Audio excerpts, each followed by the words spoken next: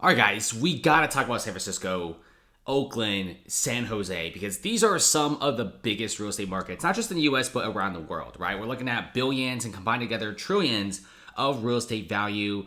And usually, many of these expensive office towers are going to be located on like the seafront. You're going to be seeing a lot of these expensive real estate pieces in Seattle, the Bay Area, Los Angeles, and over there on the East Coast, you got like New York City, you got Philadelphia, you got Washington D.C. You get the idea. Like, it's very expensive skyscrapers and towers, and this is a very iconic skyline as well. I mean, if you show this to anyone around the world, a lot of them will probably say San Francisco, right? So San Francisco has always been like the go-to hub for tech. I mean, if you want to do a tech company back in the old days, you go to San Francisco. That's how you make connections. That's how you get with the VCs. I mean, it was just tech central. Like, the working culture in San Francisco and the rest of the Bay Area was pretty lit, especially if you were in tech. You got startups popping all the time, VCs, you got tourists around the world, and you got the original Chinatown. So you got some pretty cool stuff, right? But now San Francisco has truly deteriorated with record vacancies, homelessness, and crime, and a lot of drug use. And it's not San Francisco, guys. It's also especially Oakland, which is the car theft capital, and San Jose, which is so empty. You won't see a single soul in San Jose. In fact, there's like more cars than people in San Jose streets. It's a really eerie town, too. But right now, we're going to be seeing some crazy high vacancies, right? You also have a research firm predicting that values will be falling at least 40% by 2025. And this is from Capital Economics. And we could be seeing an even fatter plunge in terms of real estate value. Because guess what's happening? The office vacancies are finally ticking up. Like I said in the previous videos, every single quarter you're going to be seeing higher and higher vacancy rates simply because there's nobody moving here, right? Most startups that move to San Francisco and Oakland, San Jose, that eventually get big, they usually stay there. But now a lot of these young startups are going to other places. Surprisingly, Miami and Las Vegas are some of the fattest destinations for tech companies, despite those cities not really having a history of tech. I mean, Las Vegas is literally just gambling, and Miami is more like beaches and hospitality. But Miami has been dubbed the Wall Street of the South. There's a lot of new startups and tech companies going over there. And I don't blame them. It's just so much of a better environment than living in the Bay Area, where you can't even park a car on the side of the street because chances are you got like a 10% chance of your car being broken in. I mean, check this out. San Jose had a office vacancy rate of 31.5%. It's up from 26.6%. This is one of the fastest growing vacancies I have ever seen. And the thing about the Bay Area is many tenants have already left, but they can't actually cancel their lease simply because their leases, you can't really cancel it. I mean, you sign the paper, you have to wait it out. So many of these guys, they just wait out the lease, and when the lease expires, they just don't renew it anymore. And this is happening everywhere. Oakland's downtown vacancy rate was almost 30%, an increase from 28.5%. Of course, good old San Francisco is hitting 34%, up from 31.6% in the second quarter. And San Jose is apparently doing the worst, and it's not really that surprising seeing how empty the city is. If you guys ever seen those walking tours in San Jose, you probably have noticed, wow, like there really isn't any people. Like, there's not any homeless people either. There's nobody there. It's just a ghost town. And this is why, if you go to San Jose right now, you could actually find in downtown like 80 to 90 vacant storefronts. The vacancy rate is crazy high in San Jose for some reason. It's no one just wants to go here. And also, we're also seeing San Jose crime that's coming in as well. San Jose is slightly less crime infested compared to like San Francisco and Oakland, but it's still pretty bad. You know, there's still some decent parts of the Bay Area like Palo Alto, Mountain View, Cupertino, but besides these places, other places aren't exactly the best. Especially if you go to Oakland, this whole strip is pretty chaotic and pretty crazy. And I mean, look at this.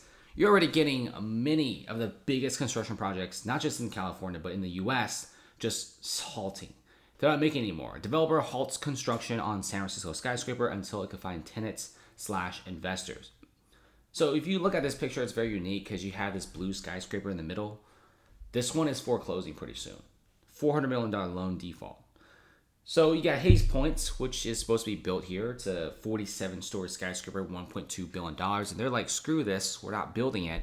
Because why would we build this? And why would investors buy this? when they just buy a foreclosed building right next door. And we're seeing this everywhere. And a lot of these office buildings are literally selling for pennies on the dollar. Imagine like you bought a tower in the past 20 years and you got 20 years of price appreciation and you lose on your original money. That's insane. Like Wells Fargo spent $100 million back in 2005 for their office building in San Francisco in a good area. They sold it for like 40-ish million bucks. Like, that's crazy. The amount of money they've lost is crazy. And it's not supposed to happen. Like many other cities like Manhattan, Hong Kong, Miami, for example, if you bought an office building despite being office, like back 2 decades ago, I mean, the price appreciation now is crazy. Only in San Francisco where you just can't sell it. And many of these office buildings are slowly defaulting. And apparently, what I've heard is there's 15 to 17 towers in San Francisco alone, just that area, that are like 2 to 3 months past their mortgage.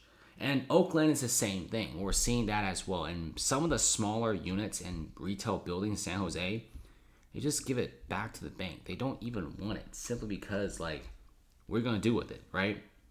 It's pretty worthless. You can't get any tenants. Nobody wants to live here. And guess what? Let's just give it back to the bank. The banks don't want it because it's pretty much worthless. They can't find any tenants. And you can see how the vacancy rates are ticking higher and higher every single quarter. And it's not surprising if by like 2025, vacancies are hitting like 40, 45, 50% in some of these places in California.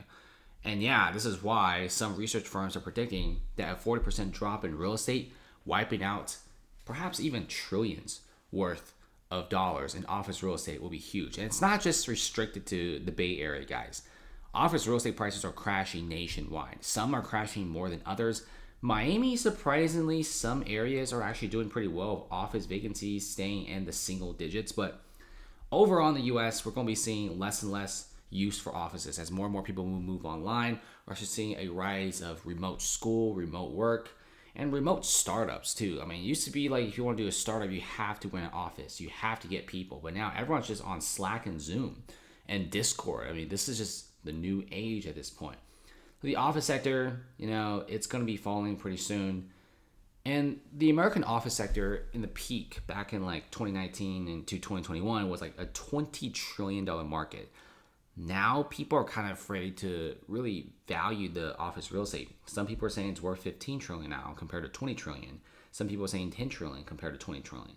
But nevertheless though, when you see like prices collapsing 75% for it to be sold, that doesn't really spark great confidence, especially some of these buildings are actually very high end, very new looking buildings, well kept buildings, and locations are actually pretty decent. And they're selling for dirt cheap prices. I mean, incredibly low prices. Like, I was stunned when I see a tower listed for 400 million, sold for like 90 to 120 million dollars. That's not something you see every day. This is a truly big crash. You got high rates. You got almost 5% on the 10-year treasury, and the dollar's going sky high as well. So just be careful, guys. We're going to be seeing more and more crazy stuff happening in the Bay Area, right? Like, comment, and subscribe for more news.